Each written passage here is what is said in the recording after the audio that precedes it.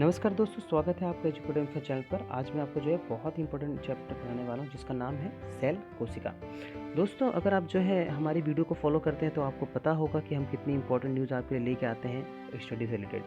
जितनी भी वीडियोज़ होती हैं बहुत ही एजुकेशनल होती हैं और आपके स्कूलिंग के साथ साथ ही आपके कॉम्पिटिटिव एग्जाम्स में भी बहुत ही हेल्पफुल होती है। तो अगर आपको भी ये नोट्स चाहिए, ठीक है, ये तो एनसीईआरटी है लेकिन पीडीएफ नोट्स भी है इसकी। तो अगर आपको पीडीएफ नोट्स चाहिए तो आप जो है नीचे जो डिस्क्रिप्शन बॉक्स दिया हुआ है, ओके, उस डिस्क्रिप्शन बॉक्स में जाइए और वहाँ पर एजुपैडो, ठीक है, एजुपैडो क्या आपको वहाँ बहुत कुछ सीखने को मिलेगा।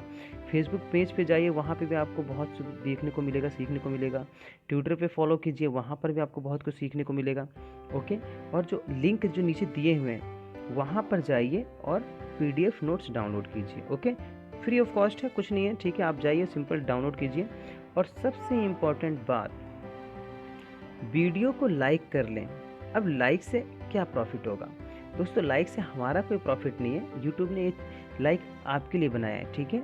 इसका मतलब ये है कि अगर आप कोई वीडियो लाइक करते हैं तो वो वीडियो आपके चैनल पर सेव हो जाएगी, ठीक है। जैसे आप कोई चीज़ सेव करते हो ना फाइल, तो ऐसे ही यूट्यूब की वीडियो डाउनलोड तो होती नहीं है डायरेक्ट आपके मोबाइल में, तो ये वीडियो सेव हो जाएगी और इसे आप कभी भी देख सकते हो, ठीक है। आपके चैनल पर सेव हो जाएगी और लाइक्ड वीडियो का एक आपका फ़ोल्डर बन जाएगा आपके चैनल पर, उसमें आप जाके उसे देख सकते हैं, ठीक है।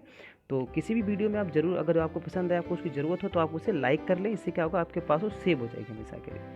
तो चलिए शुरू कर लेते हैं आप चैप्टर को। तो दोस्तों, सबसे पहले हम पढ़ेंगे कोशिका क्या है, ओके। तो कोशिका किसे कहते हैं, तो आइए चलिए मैं आपको ले चलता हूँ कोशिका किसे कहते हैं। देखिए, पहले मैं आपको बता दूँ कि कोशिका जो होती है वो जीवन की मौलिक इकाई है।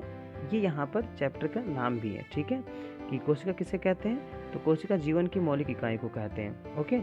और जीवन की मौलिक इकाई का मतलब है कि इसके बिना कोई और संरचना नहीं बन सकती। यही सबसे छोटी चीज़ है। जैसे कोई दीवार ईंटों के द्वारा बनती है, ठीक है, ठीक उसी प्रकार से हमारा शरीर और जो हमारी दूसरी आकृतियां हैं, जो हमारे पेड़ पौधे हैं, जीव जंतु हैं, कीट पतंग हैं, सबका निर्माण कोशिका से होता है।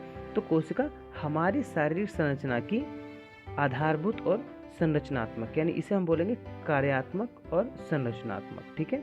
कार्यात्मक का मतलब क्या होता है कि जितने भी कार्य हैं हमारे शरीर में वो कोशिका के द्वारा होते हैं। और संरचनात्मक का मतलब, हालांकि पहले आपको संरचनात्मक कहना है, ठीक है।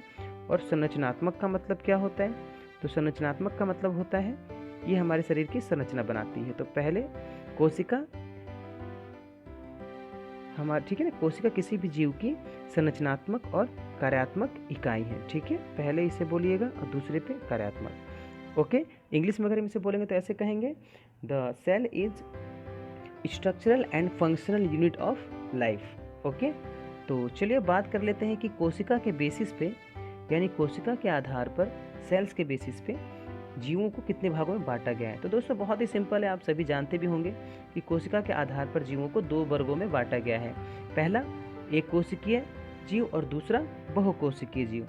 एक कोशिकीय जीव वो होते हैं जो एक ही कोशिका से मिलकर बने होते हैं, और बहुकोशिकीय जीव वो होते हैं जो बहुत सारी कोशिकाओं से मिलकर बनते हैं, ठीक है। जैसे एक कोशिका से बने वाले जीव कौन से हैं, अमीबा, पैरामीशियम, यूग्लिना, ठीक है। और बहुकोशिकीय जीव से मनुष्य, गाय, कुत्ता, कीट और भी दुनिया भर के जीव हैं, ठीक है, गाय, भैंस, बकरी, सब, ओके। तो चलिए आगे देखते हैं। कुछ डिस्टरबेंस हो रहा था इसलिए मैं थोड़ा रुक गया ताकि जो है बाहर की आवाज़ सुन पाऊँ। दोस्तों सुबह के 4 बजे हैं और लोग लगता है जग गए हैं, ठीक है, शब बारात है तो लोग जो है अपना त्यौहार मना रहे हैं शायद। तो यहाँ पर जो है सभी जीव कोशिकाओं के बने होते हैं, ये आपको पता चल गया। और अब आपको ये समझना है कि कोशिकाओं में होता क्या क्या है। देखिए, आपने ये तो समझ लिया कि कोशिका क्या है, कोशिका के आधार पर जीव कितने प्रकार के होते हैं। मैं आपको ये भी बता दूं कि कोशिका 2 प्रकार की होती है मुख्य रूप से, ठीक है। और इसमें जो है कि एक जो जो हम सबसे पहले जिसको हम लिखते हैं वो होती है प्रोकैरियोटिक, ठीक है। मतलब 2 प्रकार की कोशिकाएँ होती हैं, एक होती है प्रोकैरियोटिक, ओके, और दूसरी होती है यूकैरियोटिक, यानी प्रोकैरियोटिक और यूकैरियोटिक। एक बात याद रखें, यूकैरियोटिक, इन दोनों के नाम याद कर लें आप, ठीक है ना, क्योंकि इन दोनों में बहुत ज़्यादा डिफरेंसेस आते रहते हैं और ये 3 मार्क्स में आ जाता है कभी कभी, ओके। तो प्रोकैरियोटिक और यूकैरियोटिक सेल्स क्या होती हैं इसका अध्ययन हम करेंगे थोड़ी देर बाद, लेकिन उससे पहले चलिए आपको मैं सेल्स में क्या क्या होता है वो दिखा दूँ। ओके, तो कोशिकाओं में क्या क्या पाया जाता है पहले हम वो देख लेते हैं, उसके बाद हम देखेंगे, आगे पढ़ेंगे। ओके, तो देखिए दोस्तों, कोशिकाओं में सबसे जो इम्पोर्टेंट पार्ट है वो क्या है, वो है केंद्रक, यानी कि केंद्र, जिसे हम केंद्रक कहते हैं। ओके, और यहाँ पे लिखा है केंद्रक, इस वाले बीच वाले पार्ट को। और इसके चारों तरफ एक प्रकार की जो है आप देखेंगे कि इसके चारों तरफ एक प्रकार की संरचना है जिस पे दाने दाने डॉट डॉट आपको दिखाई दे रहे होंगे। अगर आप ध्यान से देखें तो आपको यहाँ पर देखिए दाने दाने, ये जो इस पे दाने दाने दिखाई दे रहे होंगे, इस सीट से, पतली सी जो सीट है, ठीक है। तो इस पतली सी सीट को हम कहते हैं खुरदरी अंतर्द्रव्य जालिका।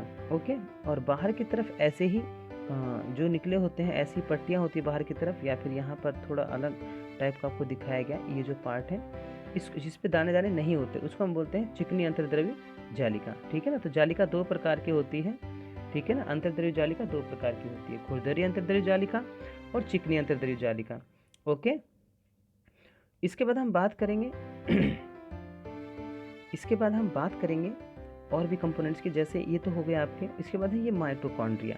ओके, ये कोशिका का पावर हाउस है, कोशिका को ऊर्जा देता है, कोशिका को बिजली देता है, इसलिए इसे कहते हैं power house of the cell. और उसके बाद हम ये देखेंगे यहाँ पर कि ये है गोल्गी अपैरेटस। ये भी बहुत इंपॉर्टेंट प्ले है, पैकिंग करता है ये चीज़ों की, वो आगे हम डिस्कस करेंगे डिटेल में कि क्या क्या फंक्शन है।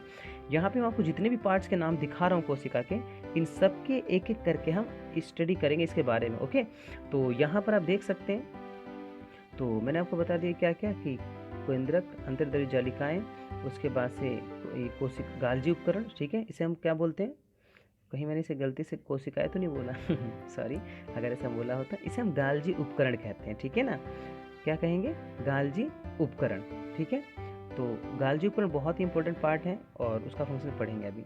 उसके बाद हम बात करते हैं, सबसे बाहर चलते हैं, कोशिका के सबसे बाहर। ठीक है, तो जब हम सबसे बाहर चलते हैं तो हमें मिलेगी प्लाज्मा झिल्ली, प्लाज्मा झिल्ली। ठीक है ना, तो कोशिका की जो सबसे बाहर एक प्रकार की झिल्ली होती है, उसे हम बोलते हैं क्या, प्लाज्मा झिल्ली। ओके, तो यहाँ पर आप देखोगे ध्यान से, तो कोशिका, ये प्लाज्मा झिल्ली इसका एक बहुत इंपॉर्टेंट पार्ट होता है। तो दोस्तों यहाँ पर अब आपको एक छोटी छोटी संरचना दिखाई दे रही होगी, ये देखिए वाइट वाइट, इसको हम कहते हैं राइबोसोम। क्या कहेंगे, राइबोसोम। ओके, और ये जो है थोड़ी सी बड़ी संरचना है, इसको हम कहते हैं लाइसोसोम। ठीक है, इन सबका अपना अपना काम है, अभी हम वन बाई वन करके इनके बारे में स्टडी करेंगे, लेकिन इस वीडियो में आपको बस एनिमल सेल और प्लांट सेल के बीच डिफरेंस बताऊंगा।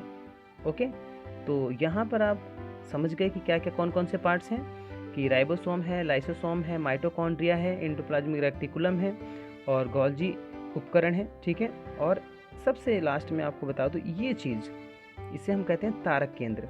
ठीक है, तारक केंद्रक, तारक केंद्र कहते हैं। तो तारक केंद्र जो है सब में नहीं मिलता है, आपको पहले बता दूँ, ये मिलता है बस जंतु कोशिका में। ठीक है, तारक केंद्र किस में मिलता है, सिर्फ जंतु कोशिका में, यानी कि एनिमल सेल में आपको ये मिलेगा। ओके, क्लियर है बात ये। तो चलिए अब जो है देख लेते हैं कि यहाँ पर ये आपने वहाँ देखा वो थी जंतु कोशिका, अब थोड़ी प्लांट कोशिका यानी पादप कोशिका के बारे में देख लेते हैं। दोस्तों वहाँ और यहाँ में देखिएगा क्या अंतर है, अंतर निकालिएगा। और माफ़ी चाहता हूँ पीछे डिस्टर्बेंस हो रहा है, लेकिन मैं वीडियो बंद नहीं कर रहा हूँ, ठीक है, कोई बात नहीं, बस 1 मिनट की बात है। तो केंद्रक जो है, केंद्रक मैं कह रहा यहाँ पर 1 मिनट, तारक केंद्र जो किसमें था, जंतु कोशिका में। तो जंतु कोशिका में जो तारक केंद्र था, ओके, यहाँ पर आपको नहीं दिखाई देगा। तो एक चीज़ तो ये आप याद कर लीजिएगा कि पहला डिफरेंस हो गया ये।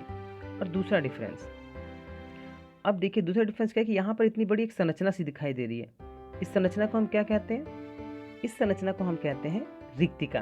क्या कहते हैं, रिक्तिका। ठीक है, ये पादप कोशिकाओं में होती है, यानी कि ये पौधों की कोशिकाओं में होती है, प्लांट सेल में, लेकिन एनिमल सेल में ये नहीं होती। ठीक है, तो दूसरा डिफरेंस आपका ये हो जाएगा। ओके, कौन सा, दूसरा डिफरेंस, यानी कि जंतु कोशिका और पादप कोशिका में। तीसरा आप ये देखेंगे, ये ऐसी संरचना जो है इसको हम बोलते हैं प्लास्टिड्स। ये वही चीज़ है जिसके द्वारा पौधे अपना भोजन खुद बनाते हैं। अगर ये प्लास्टिड नहीं होगा तो पौधे अपना भोजन खुद नहीं बना पाएंगे, क्योंकि इसी में क्लोरोफिल होता है। ओके, तो ये हो गया इसका तीसरा डिफरेंस। अब एक और डिफरेंस है जो आपको देखना पड़ेगा, वो है कोशिका भित्ति। ठीक है, अब कोशिका भित्ति क्या होती है, तो ये भी आप समझ लें। यानी कोशिका के बाहर एक प्रकार की दीवार होती है जिसको हम कहते हैं क्या, कोशिका भित्ति। ठीक है, तो ये हो गया चौथा पॉइंट। तो दोस्तों बाकी जो कंपोनेंट्स है वो सेम रहेंगे, यानी कि यहाँ पर केंद्रक, फिर लाइसोसोम, राइबोसोम, गोल्जी उपकरण, ठीक है, ये सब बाकी लाइसोसोम, राइबोसोम, ये सब एक जैसे रहेंगे।